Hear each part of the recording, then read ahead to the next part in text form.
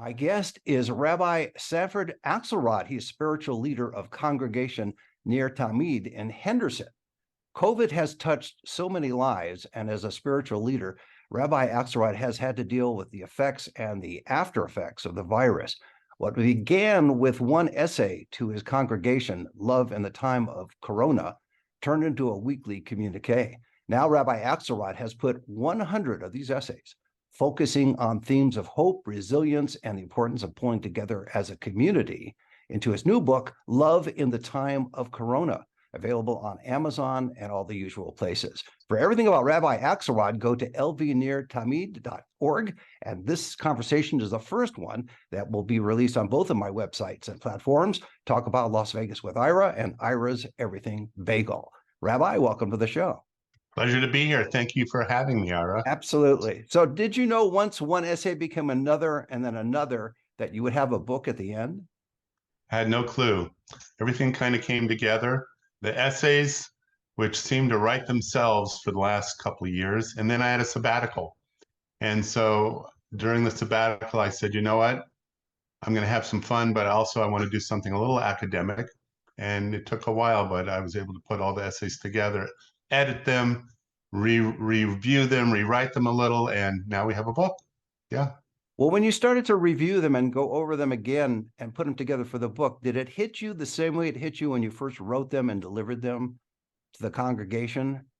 I know it was a different time because COVID was very strong at that moment, and we're in a sort of post-COVID world, if you want to call it that. So it's less learning to live with the virus world, I guess. That's even a better description, right? Right. So what's an interesting thing about these essays in the book?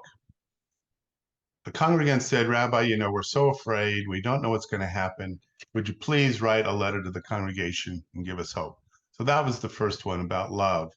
And, is love stronger than fear? Is fear stronger than love? That was the first theme because we were all so afraid. And then, of course, as you mentioned, one essay became 2 and 3.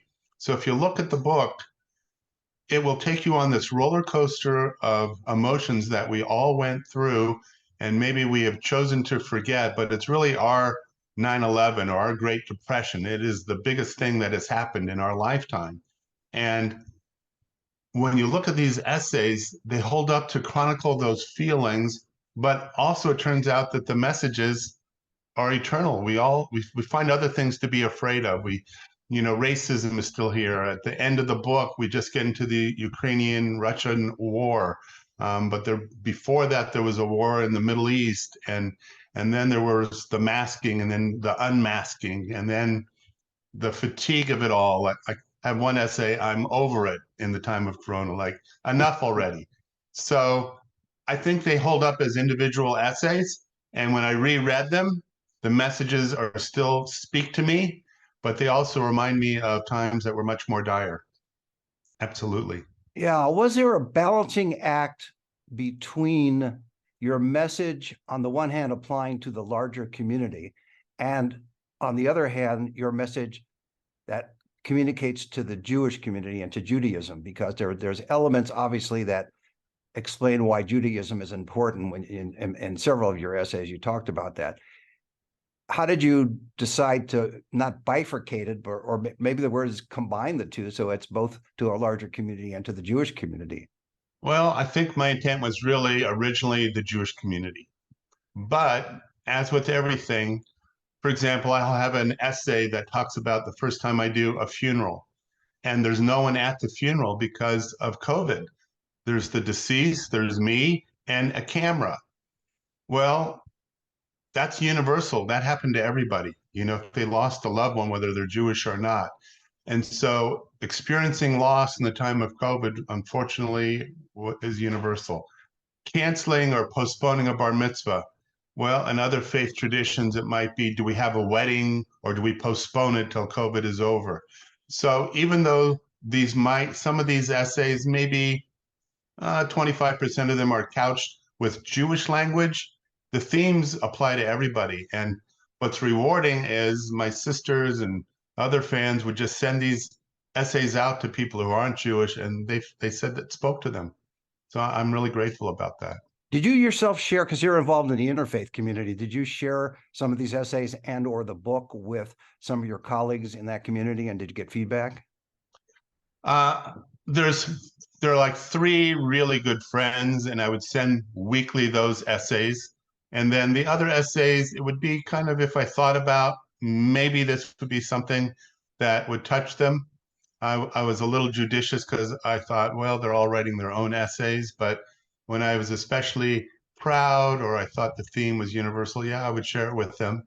And now that the book has come out, I'm waiting for our next board meeting so that I can pass it out and let these folks know that I've published something. I hope they'll be excited for me, Did you and give it'll be a lot of fun. did you give them permission to borrow some of your sermons for their congregations? They're always welcome. Just give me credit, okay? Yes, of course. At a royalty, of course. Unless, what's that new thing? The artificial intelligence. Right. A sermon in the spirit of Rabbi Akselrad in the time of Corona, but with a Lutheran message. And see what the computer spits out. That's a great concept. I like that. Yeah. There is a satisfaction. I've talked to many authors over the years. There is a satisfaction of when you write a book that this is a recurring thing with me and guests, is there's a sense of being immortal once you write a book, because unlike a newspaper or magazine where you've written an article or something like that, a book is much more permanent.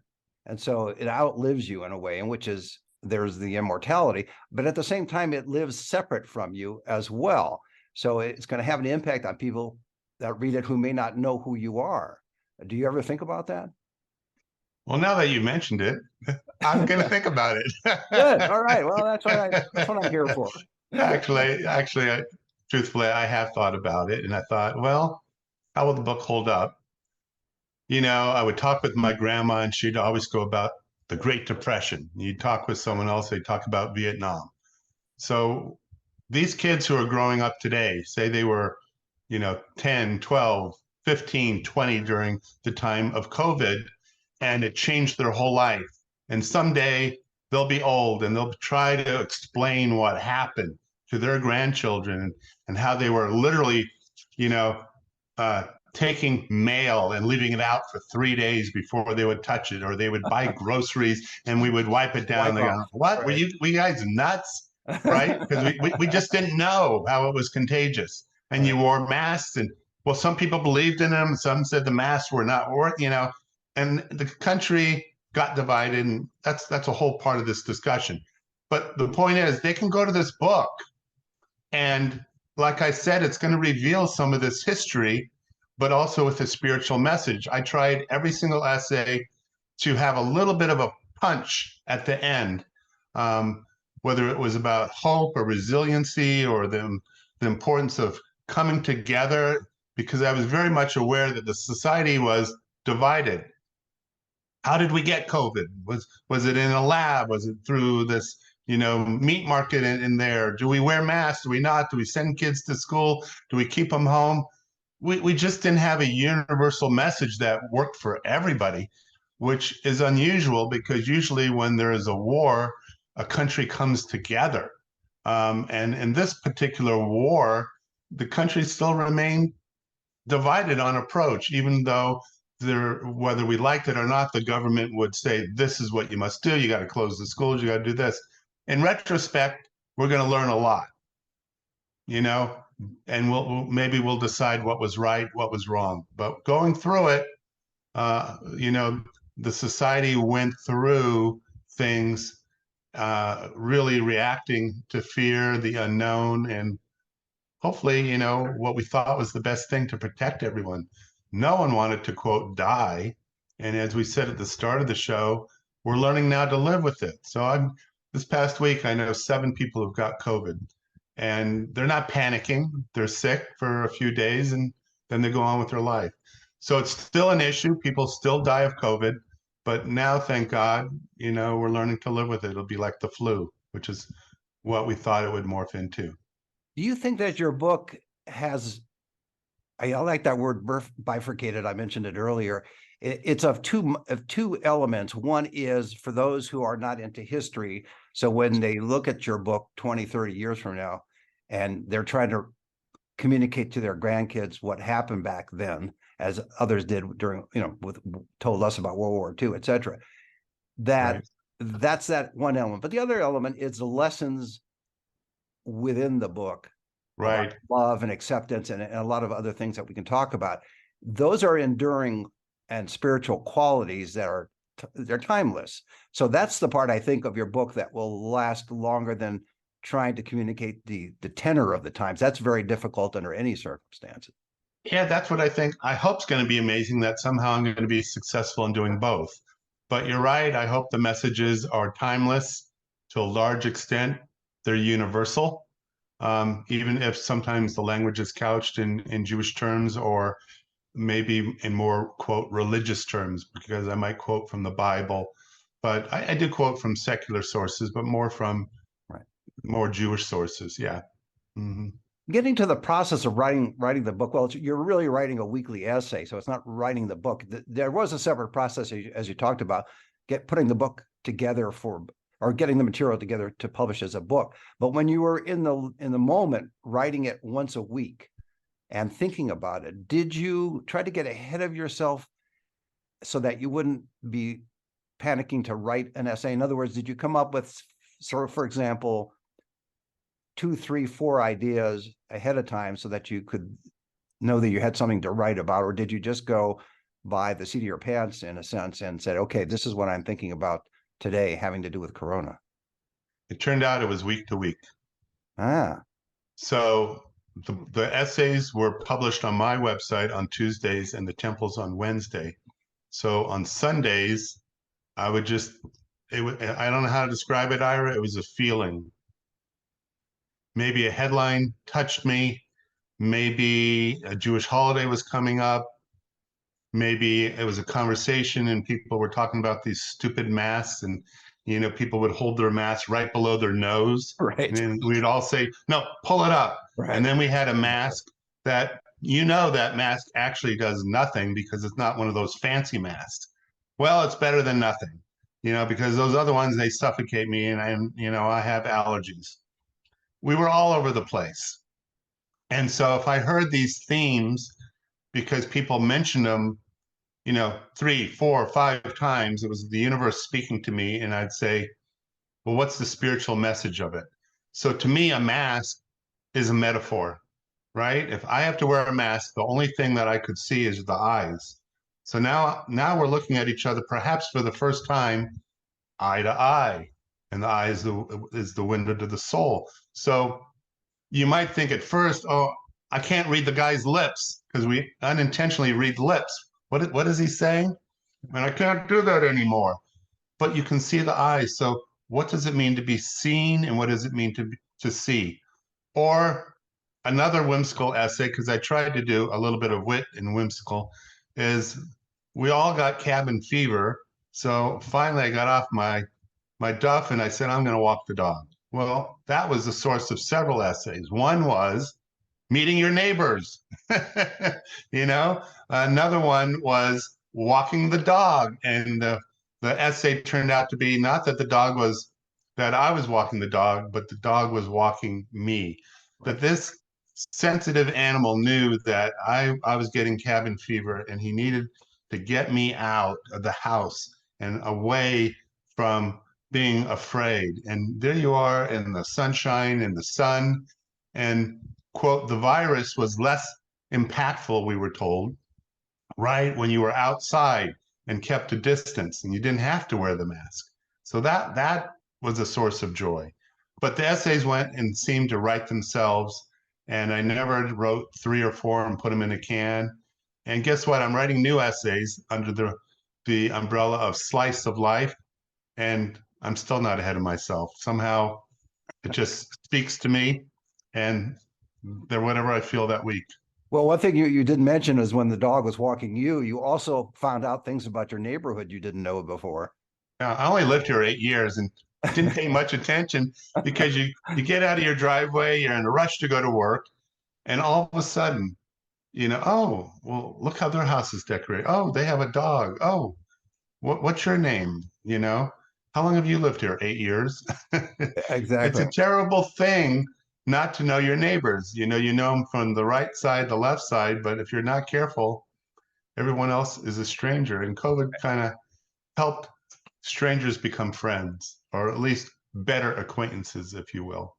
Plus, at least those guys you would wave to, at least, even if you didn't say hello to them. Right. Way out. Another of your essays was on technology and community in the time of Corona. And in it, you were talking about if you asked the question if the virus kindled the creative genes inside of us and inspired us to rethink and redo. And I'm taking by what you've talked about so far that in fact it does.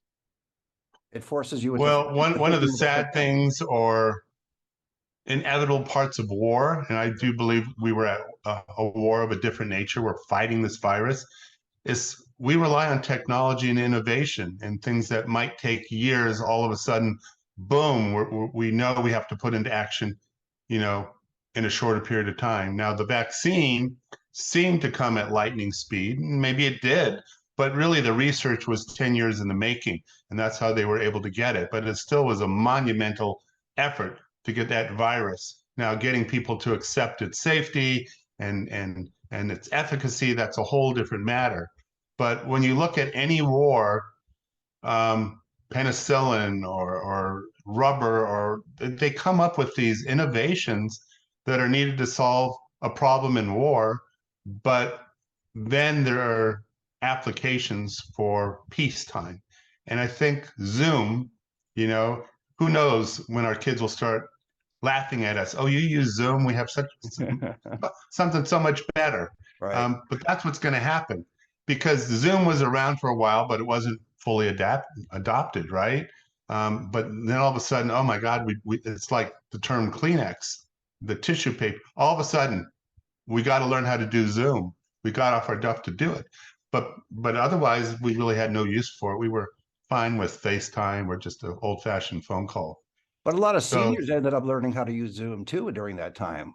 They did. Otherwise, they would be woefully isolated. Right. And I think some of them realized that. So at the synagogue, I actually had volunteers who would go to people's home, masked, of course, and teach these seniors how to use the Zoom. And they had these computers that were basically paperweights. How do you get on? How do you create an app? How do you sign on? And by golly, they learned it. And right now, my adult ed classes the preference is to do it by Zoom. And we're talking people 70 years old and older. They don't have to drive. They turn on the computer. So they're comfortable with it. The ones that chose to become comfortable, for sure. You talk also that essay in terms of if Judaism was irrelevant, why would we be spending so much time making sure that people do stay connected? And again, you're always bifurcating, and I'm back to that word again, between the general. That's your new word of the day. It is the word of the day. Is that they're using it to apply to. Ira's word of the day: bifurcation. Bifurcation. I just like it. I don't know. But here you have a thing where people want to stay connected through rituals, through important ceremonies, and that how does that relate to Judaism the way you explained it in the essay? And that was part of the technology. Well, a few things happened. So let's just say COVID happened. Right. And now people can't come in person. So how do we put out the message of Shabbat, of the Sabbath? It's not just about Zoom. Now I have to be aware of, looking to the camera and speaking and all the performance things. And then we would get an online audience that was actually bigger for a period of time than if they came, in person. And now it's bifurcated or hybrid or whatever word you want to use. My word, how dare you? I appropriate your word. Where, now they're back in person, thank God, but there's still a number of people who aren't. And I think it's the judicious use of technology that is what we've learned, so that it adds to the experience and doesn't become just the experience. So when the high holidays came up in 2020, we couldn't meet in person. And I remember having the discussion with my lay leaders at the beginning of June. They go, "Oh, Rabbi, we're going to be in person by September." I said, "I don't know." And they say, well, we'll wait. I said, well, I really can't wait, because if this is what's going to happen, then I'm going to have to make recordings and I'm going to have to do this and that. And it was a whole production. And of course, it turned out we couldn't meet in person that first year. And then you get a little further on where some of the people are ready to come back and some aren't. And what do you do? So there was a whole transition. We're now to a point in society where people are now willing to travel. But 6 months ago, a year, no, they weren't. But now it's like, oh my God. So the technology is there. Some of it is here to stay. But I think people really prefer to go back to their ways. They really do. They want to be in person. They don't necessarily want to be in Zoom. They want to travel. They don't want to just read about a country. They want to go to the grocery store. Maybe they're used to having food delivered, but they're certainly not going to wash it. Or let it sit out front. Or let it sit out For front to be a couple of sanitized days. anymore. Yeah, Yeah, that's our great grandchildren are going to think we were really silly, yeah. but Well, that's all right. let them poo-poo go through a pandemic and figure it out quicker than we did. All right. Exactly. Well, another of your essays had to do with being grateful in the time of Corona. When we say Corona, we're not talking about the beer. We're obviously talking about the Right. virus. What do you, I think that's something that people they get caught up in daily life, and it usually takes a major event or a major life event, society or personal, that reminds people to be grateful for what they have and what could have happened and didn't happen in some cases. So, from your position as a rabbi and a writer of these essays, would you say that being grateful was one of those more important points you were making in your essays? Yeah, there were several themes, gratitude being one of them. One was faith and fear, love and hate. Um, One was resiliency versus, falling apart. You might say it was a bifurcation of emotions because you look at them, and I was always trying to move people forward rather than backward. I was trying to move people into hope rather than hopelessness, into laughter and love instead of hate and sadness, because both emotions were always present. They're always present now, but under the crucible of something like COVID, where you're stuck at home, it was intense. And I would talk to people, and I'm so lonely, and I'm sick, and no one can come see me, and so those whole feelings were what I was pushing against. And so it wasn't just be grateful because it could be worse. It was about the mental capacity of us to determine how we're going to face our adversity. So there was a book, Man's Search for Meaning by Viktor Frankl, who wrote that classic book. There he was in Auschwitz. And he said, the only thing he could really control was his attitude. And he developed a whole philosophy of psychiatry. And in many ways, that would ring in my head when I thought about COVID. What can we do to stop this virus? We're not a scientist. We can wear our masks, we can wash our hands. That's our part. But other than that, do we live in fear, or can we, I didn't want to say turn off the news, but just sometimes I would say stop watching the news so much because it's ginning you up, and find things to be grateful for. Find the simple pleasures. Call your mom, so to speak, because we were all feeling isolated, alone, and living in fear. And it's beyond COVID, but it was much more intense during that time. And so that's why that message was there. Who had your back while you had everybody else's back? Well, there was, quite frankly, a lot of times when I did feel alone. And sometimes I think maybe those essays were preaching to myself. There were a lot of clergy and other professionals who retired early because of the stress of COVID. And, you give a sermon in person, good job, Rabbi. You do one on Zoom, what do you get, like a little like or something? There was no interpersonal feedback in the loop and the dynamic of trying to be a good rabbi.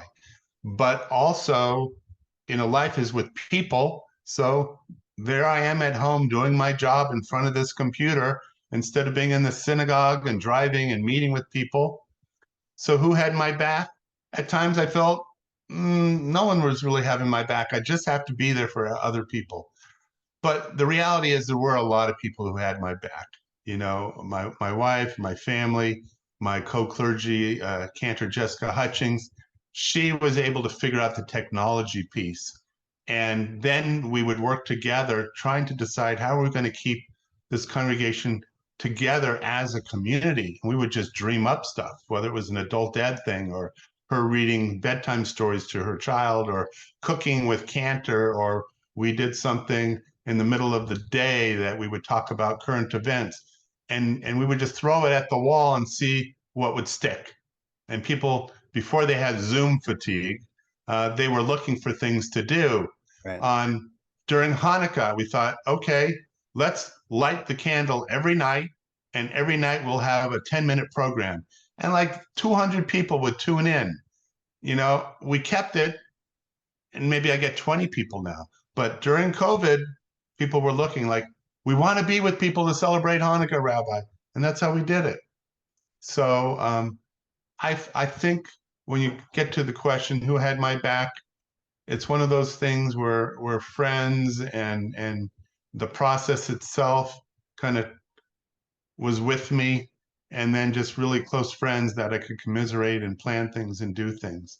But it was a very challenging time, absolutely, for me personally, that I had to find a way to do my job in a very, very different way, to be not only effective, but to find that sense of self-fulfillment as a rabbi, that what I was doing mattered. Try to visit someone in the hospital when you're not allowed to go to the hospital. So you call up the nurse. Do you have an iPad? Oh, well, we'll go get one. Well, put me on FaceTime, and then I talk to the patient. That's what I would be doing, believe it or not. So workarounds work to the extent that I could work around, but it was definitely a challenging time to be a rabbi or any profession that was with people, like a teacher and so forth. Last question, we have about a minute. What was the most important lesson you learned from writing these essays?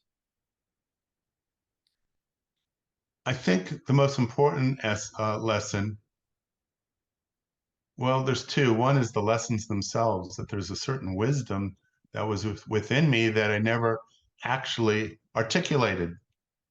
And so, as I said, the essay spoke to me as much as I think they spoke to other people.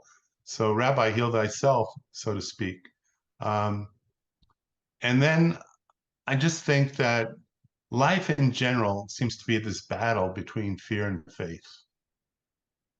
People can be so led astray by their fears. We all have fears. We have fear of growing old, fear of not having a paycheck come in when we're retired, fear of getting sick. And you have those people who live in fear. And then the people who live in faith, or you can use faith as a substitute for hope or love or positivity, if you will. Somehow those people, maybe they don't live longer, maybe they're not healthier, maybe they are, but regardless, the quality of their life, however long it is so much better. So once you rather choose to be grateful, more loving, more caring, more resilient, that's a constant theme of the book. And I think it's a lesson that I need to remind myself, and the book serves to echo that too. Choose life, choose love in the time of Corona or the time in which you live. Be a positive thinking person, and let that shape your vision and view of life, and always move forward, because that's where you'll find your strength. Well, that's a great way to leave it.